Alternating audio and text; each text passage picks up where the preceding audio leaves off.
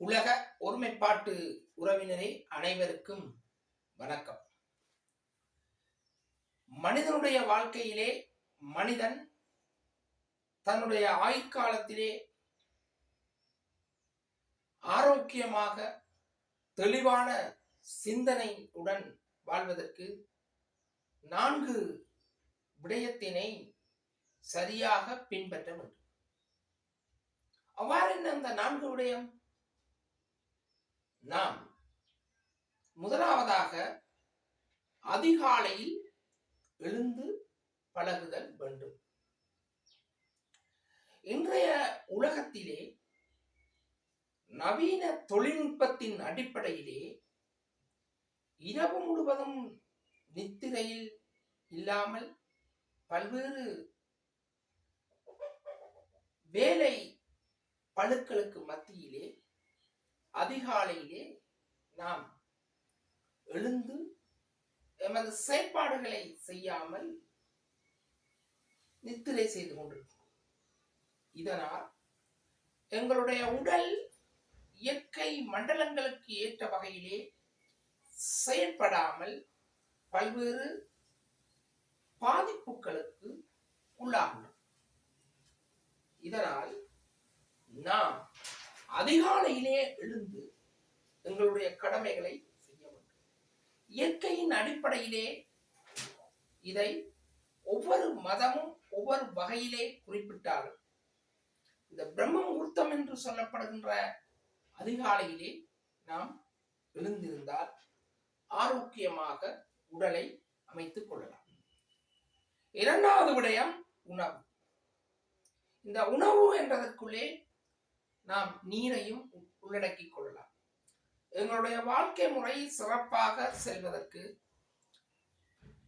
காலை எழுந்தவுடன் வெறும் வயிற்றிலே நீர் அருந்துதல் வேண்டும். அவ்வாறு நீர் அருந்தினால் எங்களுக்கு ஒரு புதிய ஒரு உத்வேகமும் ஒரு தெம்பும் கிடைக்கும். இந்த உணவு சார்ந்த விடயங்களிலே இயற்கை சார்ந்த உணவுகளை உட்கொள்ளுதல் மிகவும் சிறந்த விடயம். மூன்றாவது விடயம், எமது உடலிலே இருந்து கழிவுகளை வெளியேற்ற வேண்டும். எமது உடலிலே இருக்கின்ற கழிவுகள் பல வகைகளிலே வெளியேறுகின்றன. வியர்வை மூலம், மலத்தின் மூலம், சிறுநீரகத்தின் மூலம், நாம் சுவாசிக்கின்ற காற்றின் மூலம் வெளியேறுவதோடு உள்ளேயும் செல்கின்றது. ஆகவே இந்த செயற்பாட்டை சிறுவர் முதல் பெரியோர் வரை அதிகாலை எழுந்தவுடன் ஒரு அரை மணித்தியாலத்திற்கு பின்னர் அல்லது ஒரு காமணித்தியாலத்திற்குள்ளேயோ தங்களுடைய இந்த அன்றாட காலை கடமைகளை, அதாவது உடல் ரீதியான அந்த கால கடமைகளை முடிக்க வேண்டும். இவ்வாறு எங்கள் உடலில் இருந்து சரியான கழிவுகளை சரியான நேரத்தில் வெளியேற்றுவதோடு எமது உடலை நாம் தொழிற்பட வைத்துக் கொண்டிருக்க வேண்டும். ஏதாவது ஒரு வகையிலே ஒரு நாளைக்கு சிறுவர்களாக இருந்தால் 1 மணித்தியாலமும், வளர்ந்தவர்களாக இருந்தால் அரை மணித்தியாலமாக, அதாவது 60 நிமிடங்கள் சிறுவர்களும் வளர்ந்தவர்கள் 30 நிமிடமும் கடும் வியர்வை வெளியேறுகின்ற வகையிலே உடற்பயிற்சியில் ஈடுபட வேண்டும். உலகத்திலே உடற்பயிற்சியிலே சிறந்தது முதலாவது என்று சொல்லப்படுகின்றது நீச்சல், 2வது நடத்தல், 3வது மிதிவண்டி மிதித்தல். ஆகவே நாங்கள் இந்த 3ல் ஏதாவது ஒன்றை அரை மணித்தியாலம் செய்யக்கூடிய வகையிலும் சிறுவர்கள் 1 மணித்தியாலம் செய்யக்கூடிய வகையிலும் தங்களது உடலை பழக்கப்படுத்திக் கொள்வது ஊடாக நமது கழிவை வெளியேற்றுவதுடன் நாம் ஆரோக்கியமான வாழ்க்கை முறையை மேற்கொள்ளலாம். 4வது விடயம், உடல் உள ரீதியாக பலம் பெறுதல். முன்னர் குறிப்பிட்ட அதிகாலையில் எழுதல், உணவு, கழிவு நீரை அகற்றல், இந்த 3 விடயங்களையும் நாங்கள், அதாவது கழிவு பொருட்களை அகற்றல், இந்த 3 விடயங்களையும் சரியாக நேர்த்தியாக மேற்கொள்கின்ற போது நமது உடலானது பலம் பெறும். இந்த உடல் பலம் பெறுகின்ற வேளையிலே இன்றைய காலப்பகுதியிலே உடல் பலம் பெற்று இருப்பதன் ஊடாக மட்டும் நாம் சமூகத்திலே சவால்களை எதிர்கொள்ள முடியாது.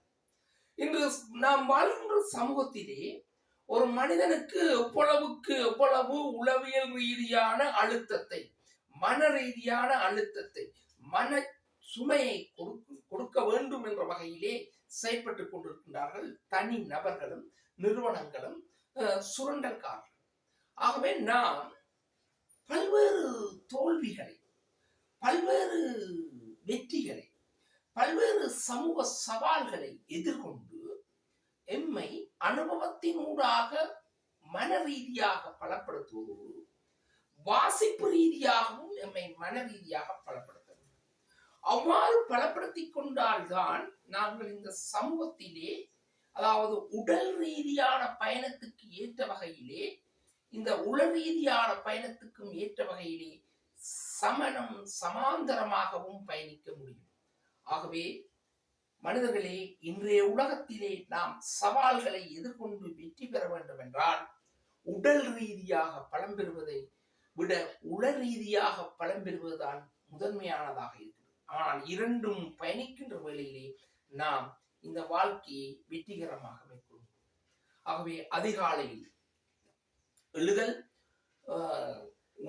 சரியான உணவு முறையை உட்கொள்ளுதல், எமது உடலில் இருந்து கழிவுகளை வெளியேற்றுதல், உடல் உள ரீதியான பலத்தை உறுதிப்படுத்தல், இதனூடாக ஆரோக்கியமான பாதையிலே எமது வாழ்க்கையை அமைத்துக் கொள்ளலாம். நன்றி. மீண்டும் ஒரு சந்திப்பில் சந்திக்கின்றேன்.